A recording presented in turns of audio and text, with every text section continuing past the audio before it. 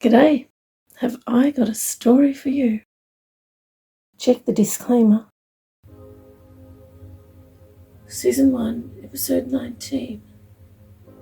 Imagination. I open my eyes to find myself sitting between two women. There is a man helping the woman on my left to remove two thick wires coming from behind her, each side of her neck. He opens each of her hands and removes the small bar that the wires were attached to, and flings them behind her chair on each side. I look and see the woman on my right is also watching this happening. She is wearing headphones and also has similar wires going down each side of her neck, down her arms to her hands.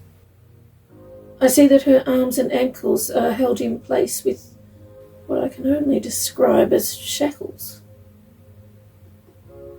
I turn back to my left to see the man unclipping and removing similar-looking shackles from the woman on my left, and see that her bare feet are resting on two copper plates. Not knowing where I am or what I am doing here, I continue to watch as the man begins talking to the woman. He calls her Linda, but she seems as confused about what is happening as I am. The man continues to talk to her, and I flinch as he reaches to take something off my ears that I didn't realize were there. Oh, his voice is suddenly much louder, and that odd beeping and static noise are gone. They were headphones, just like I saw on the other woman. Why was I wearing headphones? The man then opens my hands as he did Linda's, and I'm surprised to find that I was also grasping small bars attached to wires. The man removes shackles that I am just realizing were there all along, as he continues to talk to Linda, still sitting to my left, while he does the same for the woman on my right. I move my feet off the vibrating metal plates onto the floor and stand up, and the women each side of me do the same. I don't understand what this man is saying. I only know that when he says Linda, he is referring to the woman he keeps talking to. Is he speaking a different language? Where am I, and what am I doing here? I ask him as I walk over to the door and look down the hallway. I want to leave. Which way is the exit? He seems to understand me, but I don't understand his answer. I watch as he desperately tries to talk to Linda, but she seems as disoriented as I am. The woman who was sitting on my right is just standing there in front of her chair, looking bewildered. I suddenly realize that not only am I confused as to where I am, I'm also not sure who I am. Who am I? Do you know me? What is my name? I ask the man, but I still don't understand anything he is saying. Was one of those odd-sounding words he said my name? Why couldn't it have been as obvious as Linda's name? Maybe he doesn't know my name. I look at the two women and suddenly realize they look alike. Why didn't I notice that before? Why was I sitting between identical twins? Why are we here? What were we doing here? Where am I from? I start to panic. I don't remember anything about what happened before I opened my eyes. It's like that's where my life started. Maybe I have amnesia. And if I do, how do I remember what amnesia is? How do I know what headphones are, and chairs, doors, viewing panes, wires, and shackles? I think I'm feeling dizzy. I can feel my body start to slow down and lock into position, if that is even possible.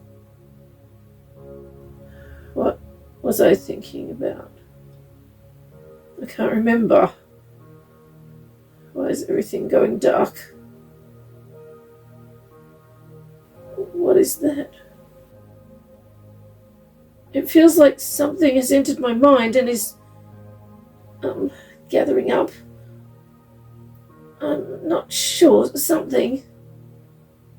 And now it feels like that something is being brushed away. I feel my body tremble and hear someone explaining things to me in my thoughts. Is this how I communicate?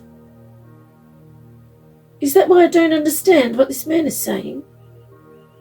As the person in my thoughts continues to explain, I begin to understand.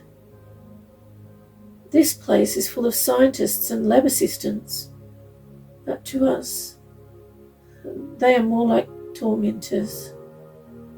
We need to get out of here with our children. Oh, I have children? I need to get them to safety.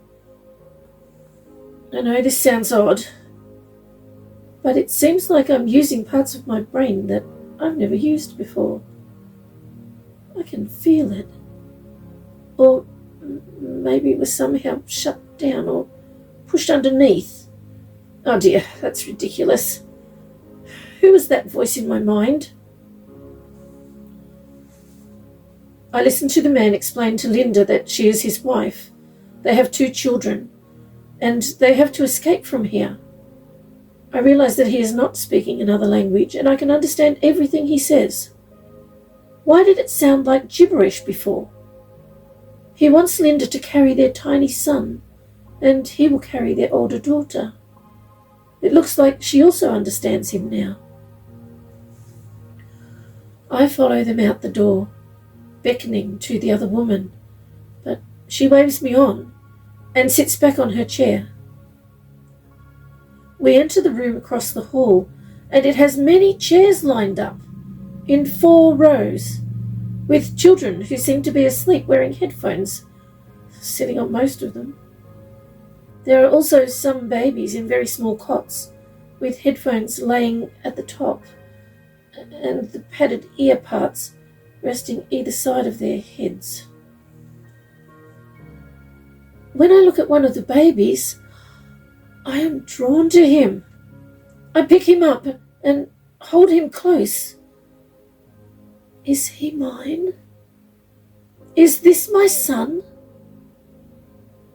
I look at each of the sleeping children, sitting leaning on the chairs. They look so uncomfortable. I see a girl, and as I approach her, I am suddenly overcome by a feeling of deep affection. I am sure she is mine. Is this my daughter? Linda and her husband are asking me if I would like to come with them. I had already decided to join them, but now I can't leave my children, and I know I can't carry both. And what about all the other children? Immediately I hear the sweet voice in my mind again, and she is filling my thoughts with the most wonderful ideas. Yes, I want to do that. Oh yes, I want to be involved. Yes, let's do it. Let's do it all. I let Linda and her husband know that I won't be coming with them. They are concerned for me and the other woman who woke up that is still in the chair in the other room. But once I let them know that the sweet voice in my head has a plan for me, they seem relieved and quickly take their sleeping children and go. I check on Linda's twin, the woman who was on my left when I woke up. She wants to appear to any lab assistants that she hasn't moved and is like the other 3 women still sitting here plugged in. Oh, this is the first time that I noticed them. What is wrong with my brain? They all look exactly the same as this woman and Linda. That makes 5. Quintuplets? Do I also look like them? Sextuplets? No, that's ridiculous. Surely I would remember if I had that many sisters. Who sits in the rest of the empty chairs here? Or was I really a mind control maid, then wife and mum? If it was all mind control, why do I love my children? I look down at my little sleeping son in my arms and know that no amount of mind control could make me love him this much. I put him back in the small cot and remove the headphones from every child in the room. According to the sweet voice in my thoughts, my name is Melinda, with unusual spelling, a Y instead of an I. However, I am usually called Mel. I think I prefer my shortened name. I concentrate on listening to Sweet Voice.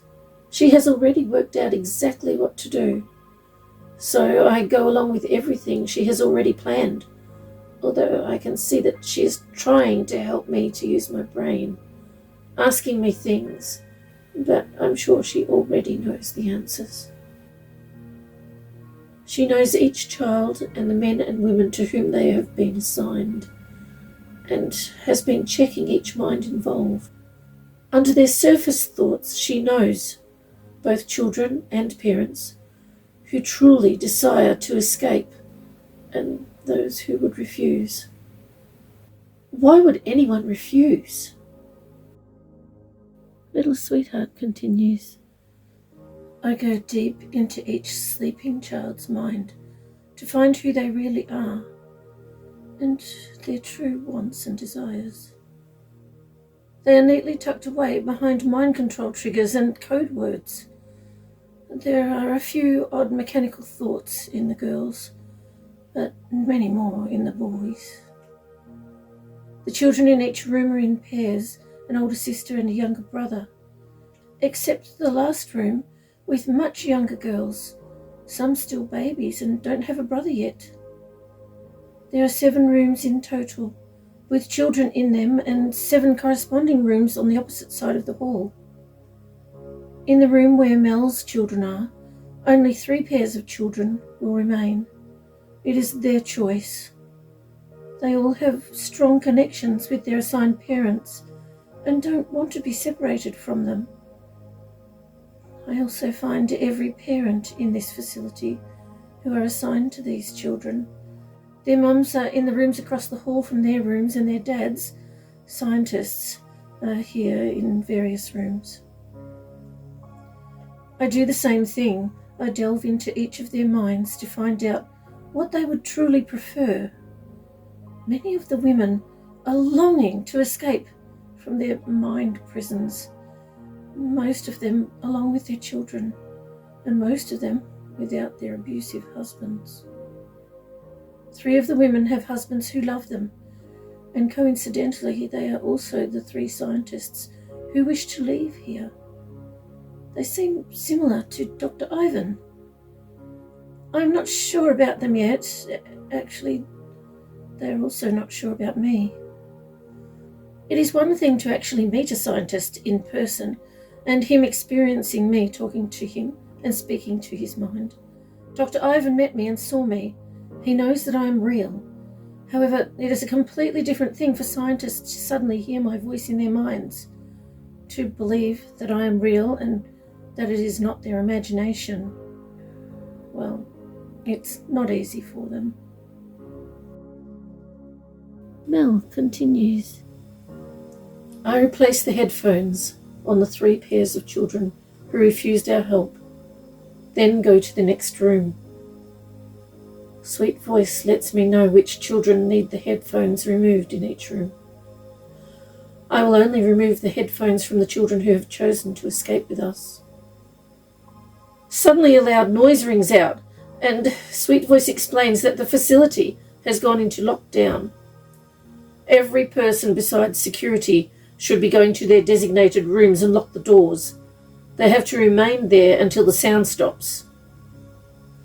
This annoyingly loud sound will quieten down in a few minutes, so that's good. The lockdown has nothing to do with what I'm doing, so Sweet Voice continues to unlock doors for me. How does she do that?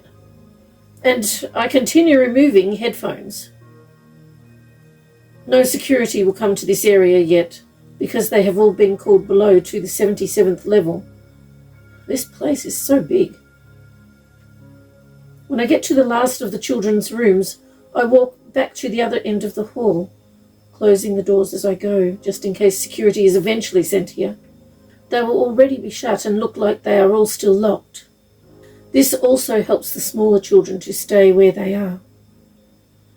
I'm back in the room where I woke up. Sweet Voice asks me to remove the earphones, wires and shackles from one of the women, and then quietly say, "The Queen of Diamonds?" in her ear. What an odd thing to say.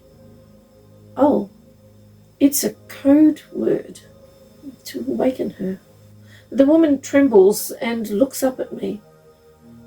Knowing she won't understand anything I say yet, I put my finger to my mouth and say, "Shh." I then point to her forehead, knowing that Sweet Voice is ready and waiting to speak to her mind. In about 15 seconds, she stands up and says, "I understand, let's go." She sounds exactly like me, and I wonder, maybe I am one of her sisters. Sweet Voice tells me that her name is also Melinda, but with an I. She is known by her full name, and I am known by my shortened version, which is how they keep track of who we are. Does that mean that we look alike? We go to every room on this side of the hall, waking up each woman that Sweet Voice directs us to. She likes being called Sweet Voice. She likes nicknames. I'm beginning to wonder about all these women. Why do the women in each room look identical? Finally, we are all ready, standing outside the children's rooms, opposite the room we woke up in. We all enter the 7 children's rooms and quietly say in each girl's ear, who has her headphones removed, the code words Sweet Voice puts in our minds. Melinda and I are given only one code word, Gwenda, and it works on them all. I wake my own daughter first. I hold her close and tell her that I love her, and she hugs me back, clinging tightly for a minute, and tells me that she loves me too. She goes over to her brother, gently strokes his cheek, and tells me that we have to escape from Dad and the other bad people. Did Sweet Voice tell her? Or did she hear that man beating me in that house? That facade on the surface that we have to call a life. Oh, did he also hurt her?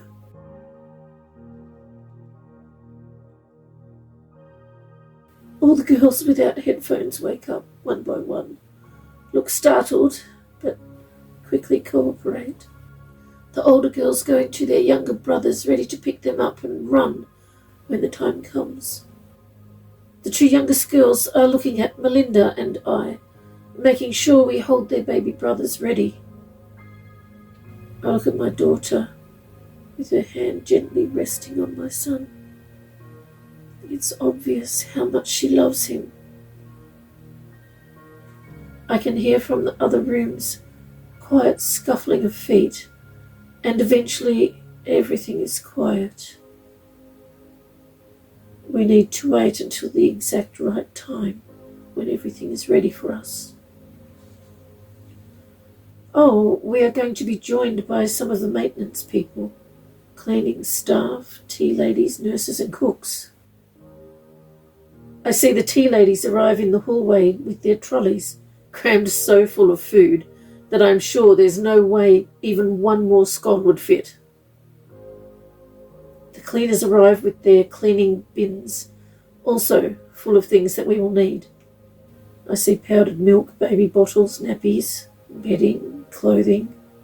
They are well prepared. 3 nurses are on their way with as much medicines and things from the infirmary as they can pile in bags and wheel here on top of equipment. 3 of the women's husbands might also come, but they will be told where to go at the last minute. All 3 of them are already complaining that they need to go to the bathroom in their respective lockdown rooms, so they have an excuse as to why they will leave. Suddenly, the lockdown alarm is loud again. Sweet Voice lets me know apparently Linda's husband's disappearance has been noticed. Little Sweetheart continues. I keep a close watch on these women, watching their thoughts, in case they need my help with whatever has been done. I think of Fenella and Pharamond and the driver and Stella, all in different areas of this facility. I also think of the doorway woman Nuala from the other facility and Lola on the surface.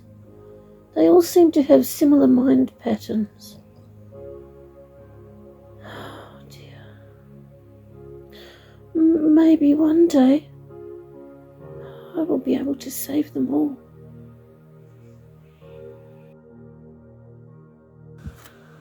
Thank you so much for joining me for cuppa. I appreciate your company.